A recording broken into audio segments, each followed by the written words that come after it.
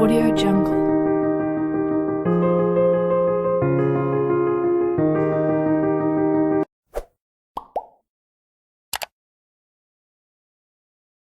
Onjo menghampiri Suhyuk dan Banjang dan nyuruh mereka untuk melepaskan ikatan mereka, tapi Suhyuk nggak mau. Onjo lalu ngasih tahu kalau kebencian itu menular. Begitu juga sama kepercayaan. Banjang merasa kalau harusnya Onjo yang jadi Banjang. Onjo lalu melepaskan ikatan mereka dan membantu yang lain.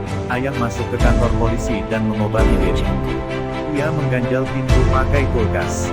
Para zombie mendekat. Ayah masuk ke sebuah ruangan dan mengambil senjata. Dan saat para zombie itu berhasil masuk, ia menembak kepala mereka lalu pergi dari sana. Onjo dan teman-teman masih menyusun barang-barang. Ali dan yang lain membuat tadi buat polisi. Mereka akan ikut dulu. Tiba saja sampai di depan pintu tanpa kecepatan dan banyak zombie mendekat ke arah mereka, jadinya mereka masuk lagi. Untung menunggu mereka untuk meninggalkan mereka, tapi mereka tidak mau. Ali dan Hidayah kembali membuat tadi yang lebih kuat.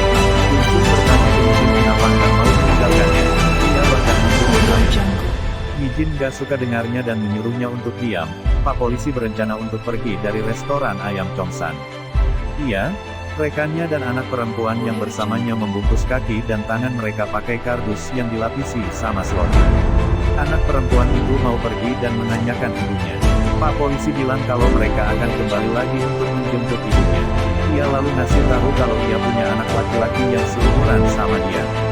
Si anak itu bilang kalau dia sudah punya pacar. Mereka lalu pergi dari sana dengan naik motor. Seperti yang Pak polisi bilang, anak itu menutup matanya dan menutup mata. Mereka mencari jalan yang selalu menutupi zombie. Mereka Pak polisi menutup zombie yang mendekat sambil berteriak. Ini banget deh. Tahu-tahu mereka sampai di jalan kecil. Pak polisi menyalakan klakson dan membuat para zombie mengejar. Karena jalannya sempit jadi mereka nggak bisa terus mengejar. Dikira sudah aman. Mereka mendengar teriakan minta tolong dari masih luar. Bahkan Pak polisi menyarankan agar mereka lanjut jalan saja, tapi Pak polisi malah ikut dan menolong masih luar dan akhirnya dia meninggal bersama rekannya. Balik karirnya sudah meninggi dan dirasa sudah cukup. Suhyuk dan Banjang bisa disusul setelah pesan tetap di sana untuk menekan mereka. Suhyuk balik lagi dan akan menemani Chongsan. Sebelum membuka pintu zombie mengirim message antara Chongsan dan Mina. Chongsan ngasih tahu kalau dia sudah membunuh kepala sekolah. Saat ia bilang akan melaporkannya, Gwinam bilang mau membunuhnya. Suhyuk menenangkan kalau Gwinam sudah mati.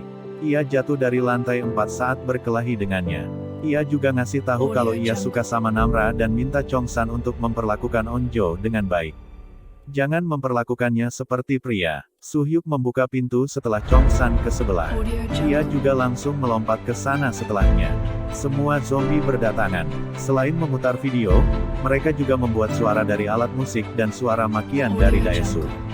Di zombinya makin banyak dan mereka kesulitan buat menahan barikade, sedangkan di luar zombinya masih banyak. Jae-jun yang sudah berubah jadi zombie akan diteliti. Komandan minta mereka untuk minta izin sama orang tuanya. Meski itu untuk tugas, mereka akan mengambil anaknya untuk dites. Setelahnya seorang tentara melapor kalau ada anggota dewan di tempat karantina yang ingin bertemu dengannya. Meski kesal, komandan tetap menemuinya. Gupar minta komandan untuk mengirim helikopter ke SMA Hyosan. Ada seorang anggota pemadam kebakaran yang pergi ke sana seorang diri. Komandan itu tidak menghiraukannya dan pergi begitu saja. Meski begitu, Gupar juga langsung diam. Ia terus ngasih tahu komandan kalau meski mereka memenangkan peperangan, mereka tetap kalah kalah. Di bilangan anak-anak, sekumpulan tentara masuk ke sebuah gedung dan melempari orang-orang yang terinfeksi, kemudian membebaskan orang-orang yang tidak terinfeksi. Sementara itu, seorang tentara bernama Jae-jun teleponan sama ibunya. Dia bohong kalau dia bermain bola. Ibu tahu kalau Jae-jun bohong. Tiap kali Jae-jun mau bertugas, dia selalu bilang main bola. Ibu lalu berpesan agar Jae-jun jaga diri dan menelponnya setelah selesai. Siapa sangka Jae-jun berubah jadi zombie sebelum sempat nelpon ibunya. Dalam videonya Pak Lee bilang kalau masih ada harapan. Kalau suhu tubuh naik maka sel darah putih akan aktif. Ia lalu menaikkan suhu tubuh anaknya. Ayah akhirnya sampai di darat lalu pergi dari sana. Onjo ngasih kamera itu ke Suhyuk kalau ia mau meninggalkan pesan. Ia juga nyuruh agar ikatan itu dilepas. Suhyuk gak mau meninggalkan pesan apapun dan memberikannya ke Banjang. Setelah Onjo pergi, Banjang mengambil kamera itu tapi ia tidak jadi merekam. Ia bertanya-tanya pada Suhyuk kenapa Suhyuk melakukannya. Dan akhirnya sampai di darat lalu pergi dari sana. Onjo ngasih kamera itu ke Suhyuk lalu dia mau meninggalkan pesan. Dia juga nyuruh agar ikatan itu dilepas. Suhyuk tidak mau meninggalkan pesan apapun dan memberikannya ke Banjang. Setelah Onjo pergi, Banjang mengambil kamera itu tapi ia tidak jadi merekam. Ia bertanya-tanya pada Suhyuk kenapa Suhyuk melakukannya. Suhyuk bilang kalau itu untuk membuat mereka tidak bisa. Banjang menyebut kalau dia sempat mau memiliki Suhyuk. Rasanya seperti ini. Ia mencium aroma yang sangat harum dari Suhyuk dan dia ingin makan. Dan dia terbangun saat Suhyuk memanggil namanya. Teman-teman biasanya Banjang. Saat itulah akhirnya Suhyuk mengakui kalau dia mencintai Banjang.